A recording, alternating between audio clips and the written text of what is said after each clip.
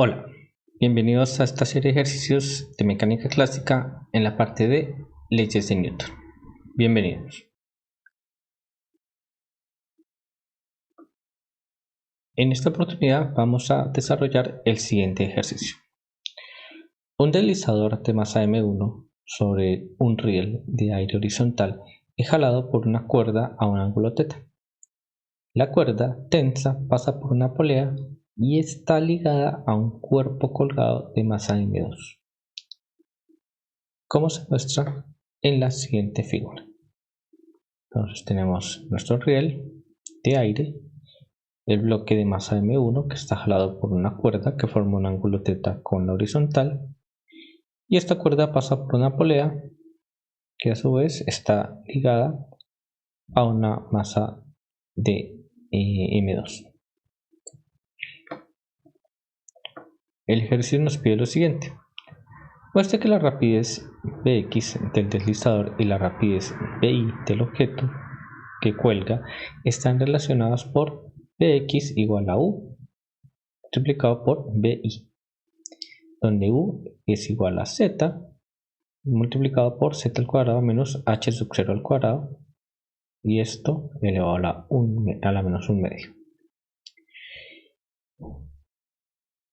Y nos dice que el deslizador se libera a partir del reposo. Demuestre que en ese instante la aceleración AX y la aceleración AI del objeto colgado están relacionados por la aceleración de X igual a U multiplicada por la aceleración de Y. Y por último nos dice que encuentre la tensión de la cuerda en el instante que se libera el deslizador para H sub 0 igual a 78 centímetros y θ igual a 30.5 grados.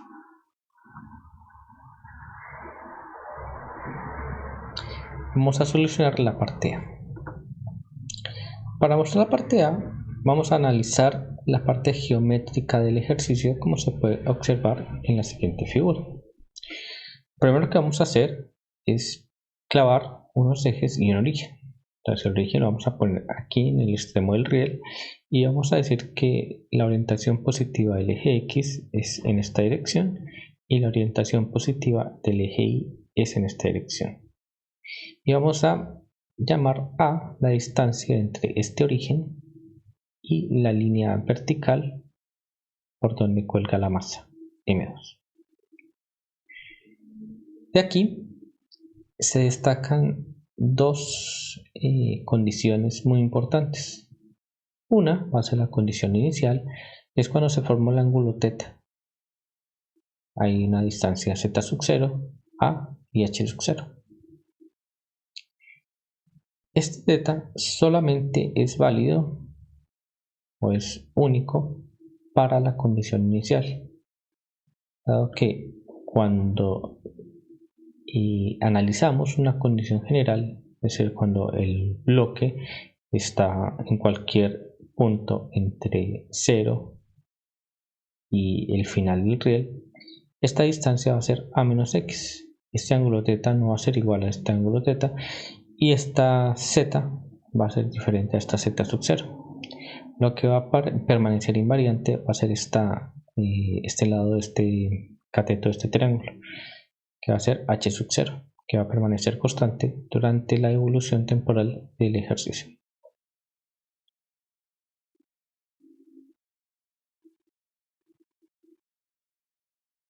De la condición general se puede plantear lo siguiente.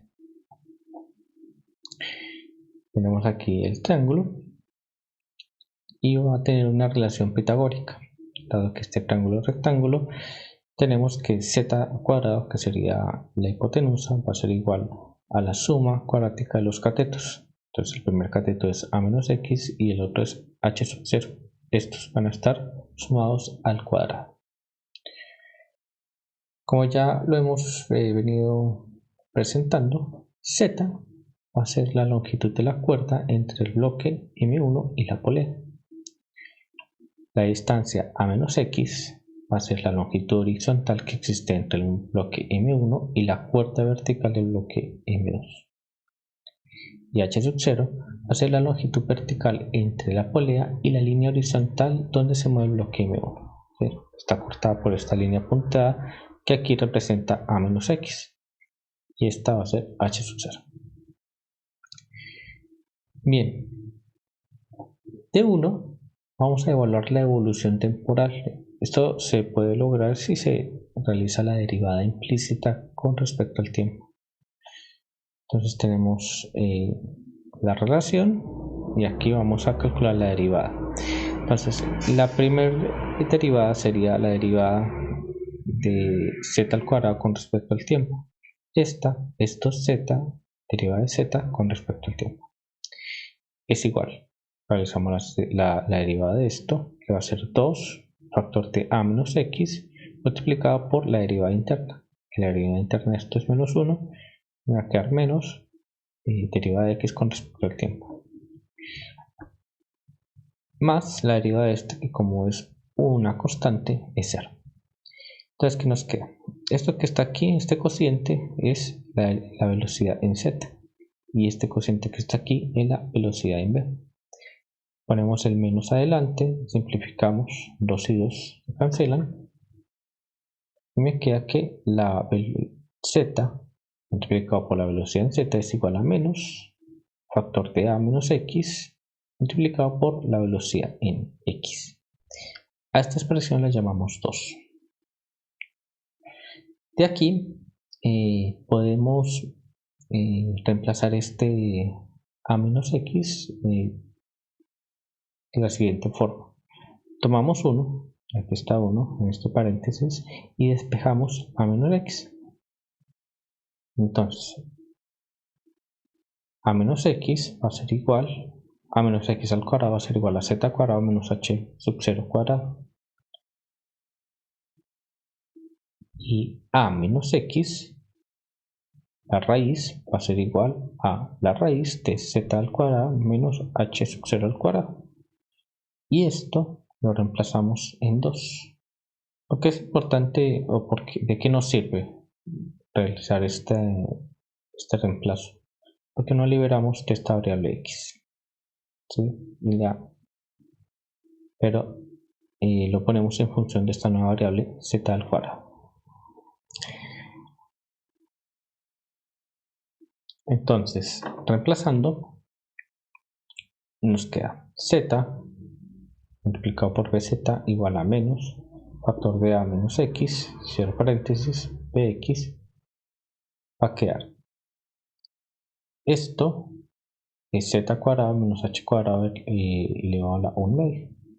Es decir, que despejando bx, es decir, pasando a multiplicar, que esto que está multiplicando lo paso a dividir, me queda que la velocidad en x es igual a menos z sobre z cuadrado menos h sub 0 al cuadrado elevado a la 1 medio multiplicado por bz. Escrito de otra forma, va a quedar bx igual a menos u por bz. Esta relación la llamamos 4 y obviamente con u igual a z, factor de z al cuadrado menos h sub 0 al cuadrado, y esto elevado a la menos 1 medio.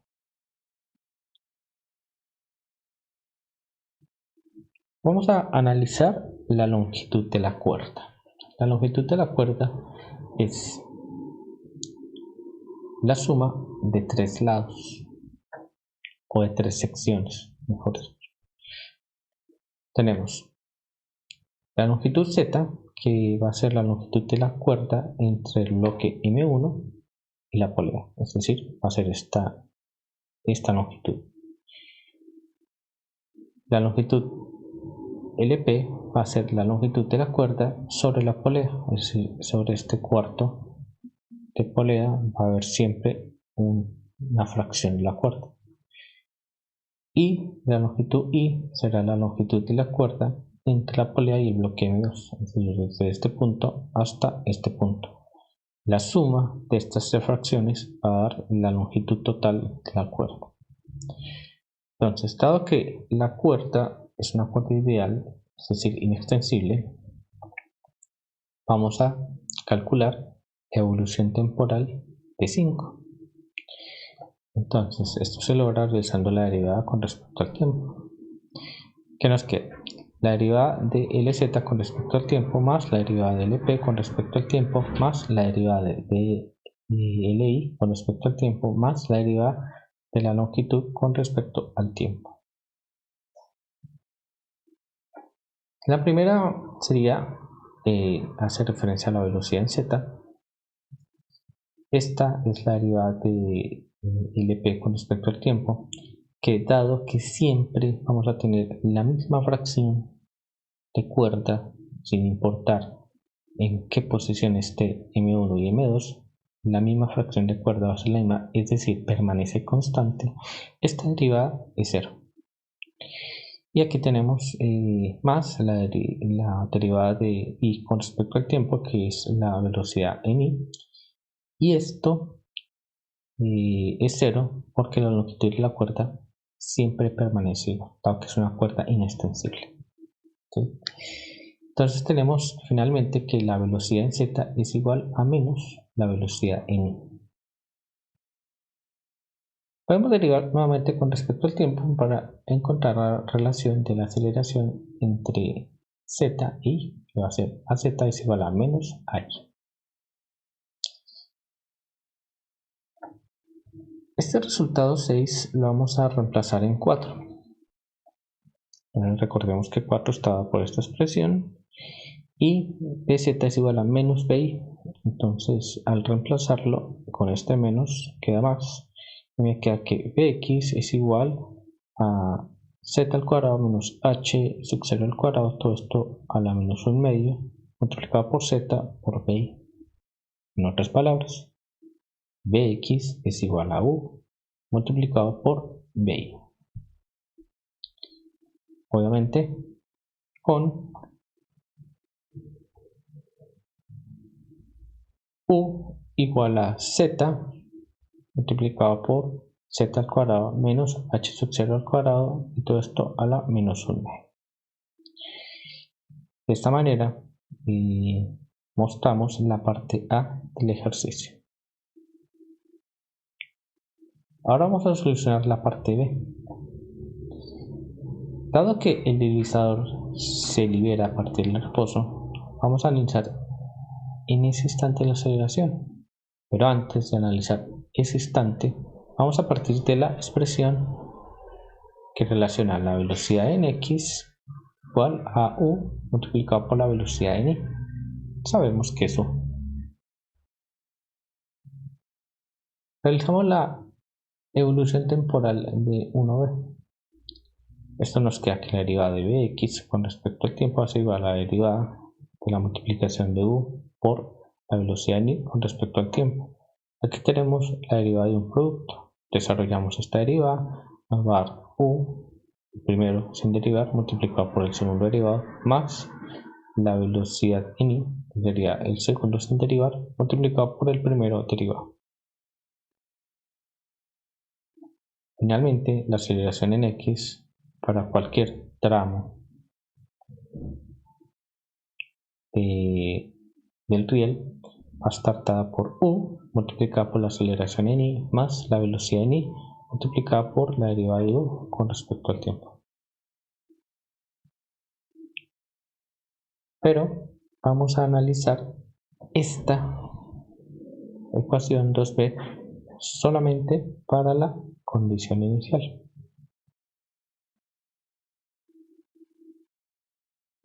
Entonces, este análisis es válido solo para la condición inicial, para este punto. ¿Por qué? Porque tanto la relación θ, el ángulo θ, como z van a variar. Entonces, la aceleración en el eje, en este eje, la aceleración de x, va a depender de u, que varía con el tiempo, y de la aceleración en y. Entonces, solamente en este instante, dado que z0, h0 y a permanecen constantes, la derivada de u con respecto al tiempo es igual a 0, dado que tomamos a u como una constante. Esto nos lleva a expresar que la aceleración en x es igual a u como constante multiplicada por AI.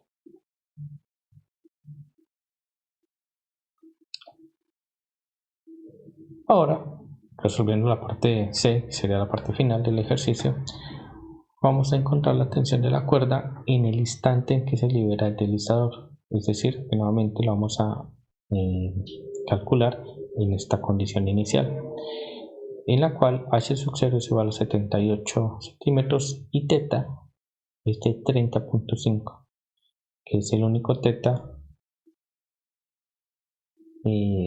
que solamente una vez va a tener el ángulo de 30.5 que va a ser en la condición inicial. Bueno, para resolver estos dos ejercicios aplicando las leyes de Newton es importante en primera instancia definir un marco inercial de referencia, es decir, un punto fijo el cual tenga o velocidad cero o velocidad constante para que la aceleración del marco inercial de referencia sea cero. Este puede ser el riel o el laboratorio donde se esté observando este ejercicio. Un sistema coordenado que de manera implícita pues lo hemos venido fijando, ya que establecimos una orientación del eje positivo en X, un origen y una orientación positiva del eje Y. Es decir, que el sistema coordenado es un plano cartesiano que ya hemos definido. Y identificamos el sistema de partículas. Entonces, vamos a tener el sistema mecánico M1, el sistema polea y el sistema mecánico M2. De este solamente vamos a analizar M1 y M2. Vamos a considerar una polea ideal, es decir, sin rozamiento en el eje, y una cuerda que desliza sobre la polea, que no desliza la polea. O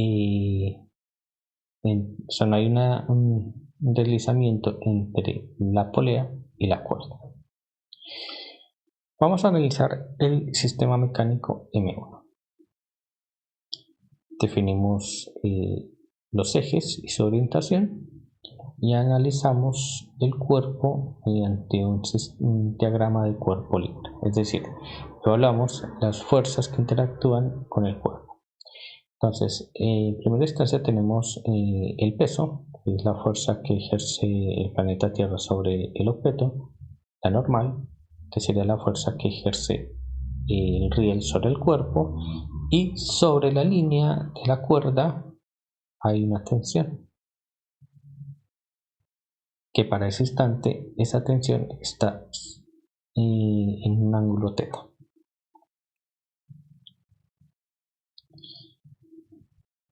Para el eje X vamos a realizar la sumatoria de fuerzas, que para el eje X es igual a M1 multiplicado por la aceleración en X, dado que en este eje se presenta el movimiento. Tenemos la componente de la tensión en este eje, que va a ser coseno de θ multiplicado por t, y eso es igual a M1 por la aceleración en X. Teniendo en cuenta que tenemos esta relación, que a X es igual a U por la aceleración en Y, la expresión 1c nos queda coseno de θ multiplicado por t igual a M1 por U multiplicado por la aceleración en Y. Para el eje Y tenemos que la sumatoria de fuerzas es igual a la masa 1 multiplicada por la aceleración en Y. Dado que no hay movimiento en el eje Y, esto es igual a 0. Es decir, que menos t seno de θ sería la componente de esta fuerza en el eje Y, menos la normal. Estas dos son negativas, dado que la orientación positiva del eje Y la tomamos hacia abajo, más el peso, M1G, y esto es igual a 0. Aquí cabe resaltar que en el diagrama de cuerpo libre cada una de estas fuerzas representa una entidad vectorial, pero al realizar el análisis tanto para el eje X como para el eje Y, estamos viendo las componentes de este vector en el eje X, en este caso, y las componentes de este vector en el eje Y, lo que se muestra en esta ecuación. Por tal motivo, estas fuerzas ya no aparecen como entidades vectoriales, sino que obedecen o corresponden a las componentes de ese vector en los ejes X e Y. Hacemos el mismo análisis para el sistema mecánico de M2. Tenemos que la sumatoria de fuerzas en el eje Y es igual a la masa 2 por la aceleración en Y. Dado que solamente hay movimiento en el eje Y, esta es la única sumatoria que vamos a hacer. Entonces me queda que m2g menos t va a ser igual a m2 multiplicado por la aceleración en Y. Esta expresión la llamamos 4c. Ahora, la expresión 2c y la expresión 4c están en función de la aceleración en Y. Podemos despejarlas de 2 y 4 y después igualarlas. Entonces, la expresión 3 tenemos que, una vez despejada la aceleración Y, dar es coseno de teta por la tensión sobre m1 multiplicado por u. De la expresión 4 me queda que la aceleración en Y va a ser igual a m2g menos t sobre m2. Igualando, tenemos que la aceleración en Y y la aceleración en Y están dadas por estas dos expresiones. Al igualarlas nos queda que coseno de teta multiplicado por t sobre m1 por u igual a m2g menos t sobre m2. Este m2 que está dividiendo puede pasar al otro lado a multiplicar y me queda de esta forma.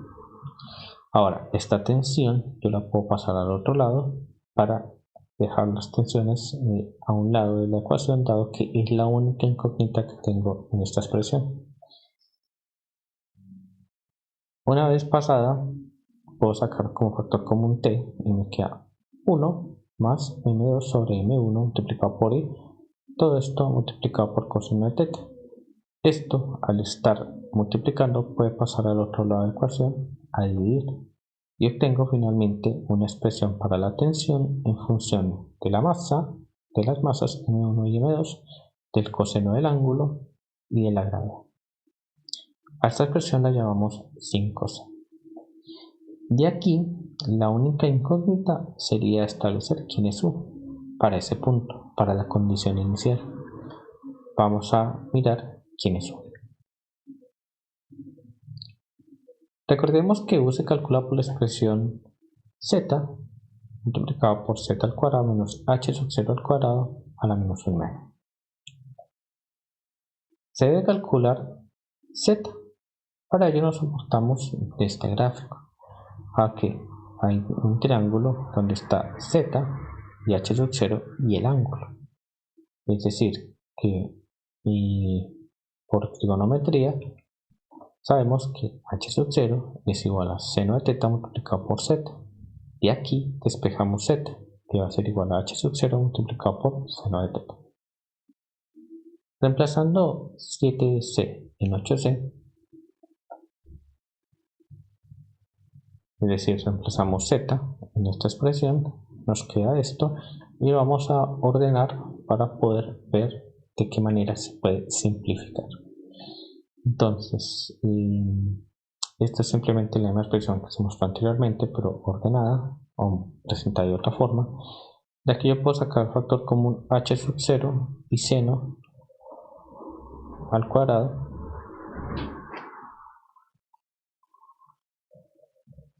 h sub 0 al cuadrado sobre seno al cuadrado de teta lo saco como un factor común y me queda 1 menos seno cuadrado de teta. De aquí nos queda que u es igual a h sub 0 seno de teta, que se simplifica con este h sub 0 seno de teta, y esto 1 menos seno cuadrado de teta es coseno al cuadrado de teta, que está dentro de una raíz. Al salir de la raíz me queda coseno, es decir que u es igual a 1 sobre coseno de teta. Reemplazando este resultado en 5, recordemos que esto es 5, aquí está u. Al reemplazarla y simplificar, ¿sí?, nos queda que la tensión es igual a m2g sobre 1 más m2 sobre m1 multiplicado por coseno al cuadrado de teta.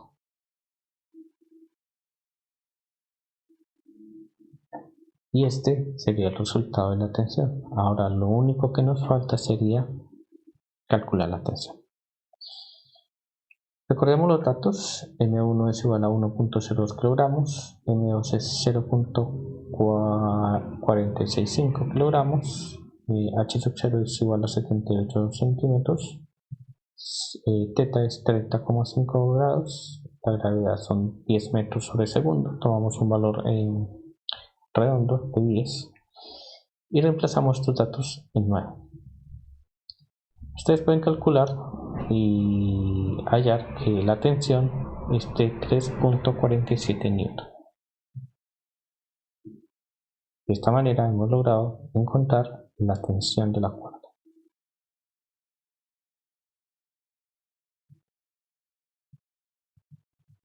Antes de finalizar, quiero dar mis agradecimientos a Marta Liliana Sánchez, quien me ayudó a revisar y a resolver este ejercicio. Gracias.